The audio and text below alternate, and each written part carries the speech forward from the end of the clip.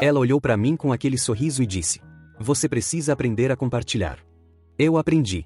Só que não do jeito que ela esperava. "Aprenda a compartilhar", disse minha esposa após exigir um casamento aberto. Ela chegou em casa diferente nesse dia. Não a diferença de quem teve um dia ruim. A diferença de quem passou o dia inteiro se preparando para uma conversa. Sentou na ponta do sofá. Me olhou de frente. "Eu quero abrir o casamento", ela disse. Direto. Sem aquecimento. Como quem arranca um band-aid. Eu fechei o livro que estava lendo. "Desde quando você está pensando nisso?" "Faz um tempo." "Quanto tempo?" Ela cruzou as pernas. "Alguns meses." "E o que mudou agora?" "Nada mudou. Eu simplesmente decidi que era hora de ser honesta." Eu fiquei em silêncio por um momento olhando para ela. "E se eu não quiser?" eu perguntei. Ela ficou em silêncio por um segundo. "Então a gente vai ter uma conversa mais difícil", ela disse. Eu entendi o que estava nas entrelinhas daquela frase. Concordar com o acordo ou perder o casamento. Essa era a escolha real. E ela estava sorrindo enquanto colocava isso na mesa. "Você precisa aprender a compartilhar", ela disse no meio da conversa. Com aquele tom de quem está ensinando alguma coisa óbvia para alguém que ainda não entendeu. Eu olhei para ela. "Compartilhar", eu repeti. "Amor não é posse." Pessoas maduras entendem que sentimentos não diminuem quando são divididos. Eu fiquei em silêncio. Por dentro, alguma coisa mudou naquele momento. Não raiva. Algo mais frio do que raiva. Clareza. A clareza de quem acaba de entender completamente com o que está lidando. Eu disse sim ao acordo naquela noite. Não por fraqueza. Não por medo. Porque eu havia decidido que antes de dizer qualquer coisa eu queria saber o tamanho real daquilo. E o tamanho real eu ia descobrir nas semanas seguintes. Nos dias depois do acordo ela estava radiante. Não tem outra palavra. Aquela leveza de quem está exatamente onde quer estar. Saídas novas, roupas novas, aquela energia de quem abriu uma janela que estava fechada há muito tempo. Eu observava. Não de forma paranoica. De forma silenciosa e metódica. E o que eu fui percebendo ao longo da primeira semana me deu um quadro que eu precisava ter antes de qualquer movimento. Ela havia começado a sair toda quinta-feira.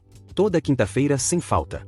Com histórias diferentes, amigos diferentes, eventos diferentes. Mas toda quinta-feira. Na segunda semana eu prestei atenção nos detalhes. Chegava sempre entre 11 e meia-noite.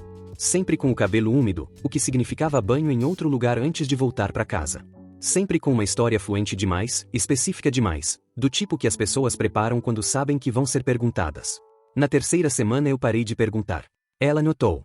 "Você não quer saber como foi?" ela perguntou numa sexta-feira de manhã. "Você me conta o que quiser", eu disse.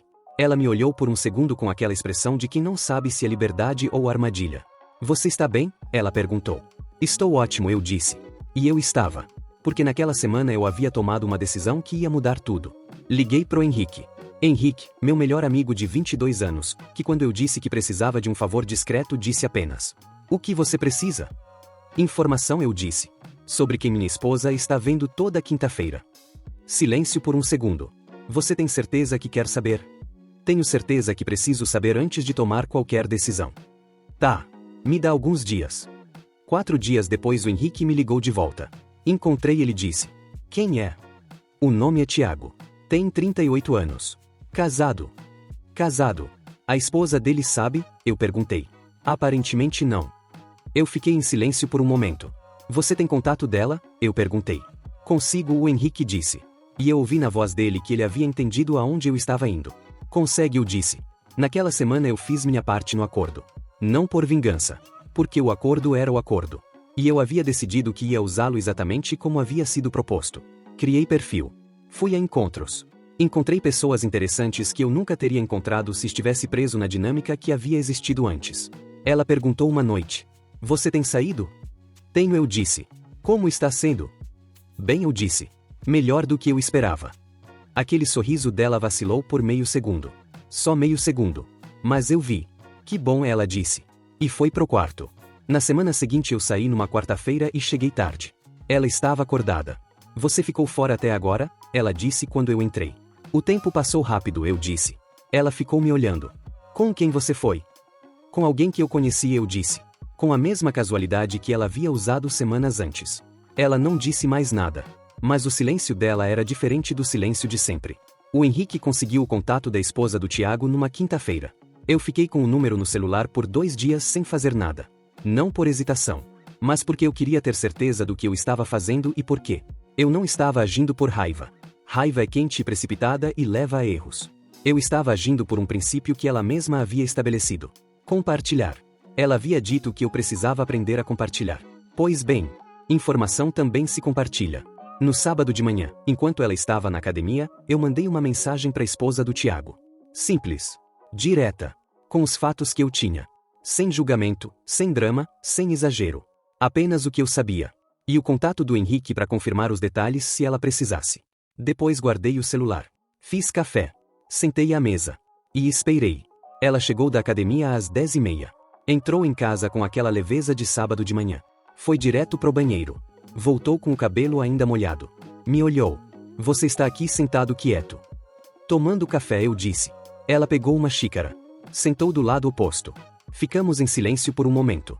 Então o celular dela vibrou. Ela olhou para a tela. Eu vi a mudança no rosto dela acontecer em câmera lenta. A xícara de café foi pousar devagar na mesa.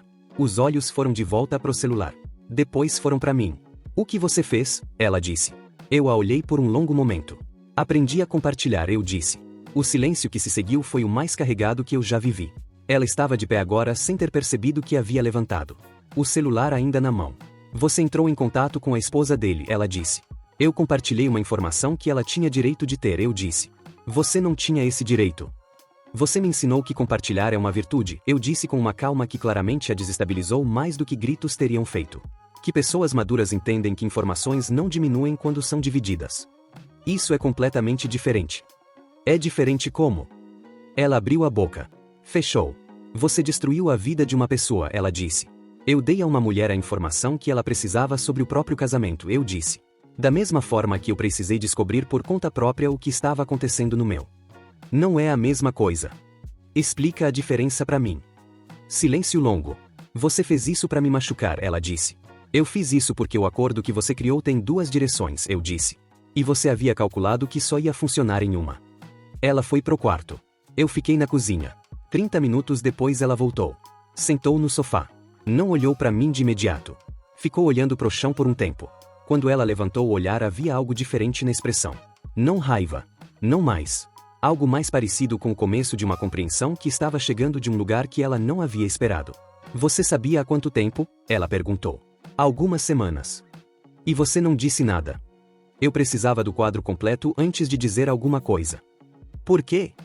Porque eu aprendi com você que decisões precipitadas custam caro. Ela ficou em silêncio. O que você quer agora? Ela perguntou. Quero que você responda uma pergunta honestamente. Qual? Quando você disse que eu precisava aprender a compartilhar, você acreditava de verdade no que estava dizendo ou era uma forma de fazer o que você queria sem ter que lidar com as consequências? Pausa longa. As duas coisas, ela disse eventualmente. Eu acreditava na ideia. Mas eu também sabia que a ideia me convinha naquele momento. Você usou uma filosofia real para justificar uma coisa específica. Sim. E você não havia calculado que a filosofia funcionaria nos dois sentidos. Não havia calculado, ela admitiu. O que se seguiu foram dias difíceis. A esposa do Tiago havia confrontado ele. O Tiago havia tentado contato com minha esposa, que não havia respondido. E minha esposa estava lidando com as consequências de uma situação que havia saído completamente do controle que ela havia imaginado ter. Ela me perguntou numa noite. Você se arrepende? De que especificamente? De ter entrado em contato com ela. Eu pensei antes de responder. Não, eu disse. Porque ela tinha direito de saber. Da mesma forma que eu teria tido direito de saber se as posições fossem invertidas. E se eu te perguntasse se você se arrepende de alguma coisa nessa história toda? Me arrependo de não ter dito não quando você propôs o acordo, eu disse. Me arrependo de ter deixado você colocar as regras do jogo sem questionar as premissas. Por que você não disse não? Porque eu tinha medo de perder você, eu disse. E esse medo me fez aceitar alguma coisa que eu não queria e que não era justa. Ela ficou em silêncio. Você ainda tem esse medo? Ela perguntou. Eu pensei. Não da mesma forma, eu disse. Porque eu aprendi nas últimas semanas que o homem que eu sou quando não estou operando a partir do medo é alguém com quem eu prefiro ser. Terapia. Ela propôs. Eu aceitei sem hesitar. Não porque eu achava que ia salvar o casamento necessariamente. Mas porque eu achava que qualquer decisão sobre o futuro devia ser tomada com o máximo de clareza possível. A terapeuta fez uma pergunta na segunda sessão que ficou comigo. Ela perguntou para ela. Quando você disse que ele precisava aprender a compartilhar, o que você estava pedindo de verdade? Ela pensou por um longo tempo. Permissão, ela disse. Eu estava pedindo permissão usando a linguagem de liberdade. Permissão para quê? Para fazer o que eu queria sem ter que assumir a responsabilidade de ter escolhido fazer. Se você tivesse assumido a responsabilidade, o que teria feito diferente? Longa pausa. Teria sido honesta sobre o que eu queria antes de criar um sistema que colocava o peso no dele, ela disse. A terapeuta se virou para mim. E você? O que você aprendeu sobre si mesmo nesse processo? Aprendi que dizer sim por medo não é amor, eu disse. É administração de ansiedade. E que eu havia confundido as duas coisas por muito tempo. E o que é amor para você agora? É dizer não quando é não, eu disse. É ter uma voz que ocupa espaço real. É não precisar que o outro encolha para eu me sentir seguro. 2 meses depois daquela terça-feira da proposta, a gente estava num ponto de decisão real. Não sobre o acordo. O acordo havia se encerrado naturalmente no momento em que tudo havia vindo à tona. Sobre o casamento. Ela havia pedido que a gente tentasse.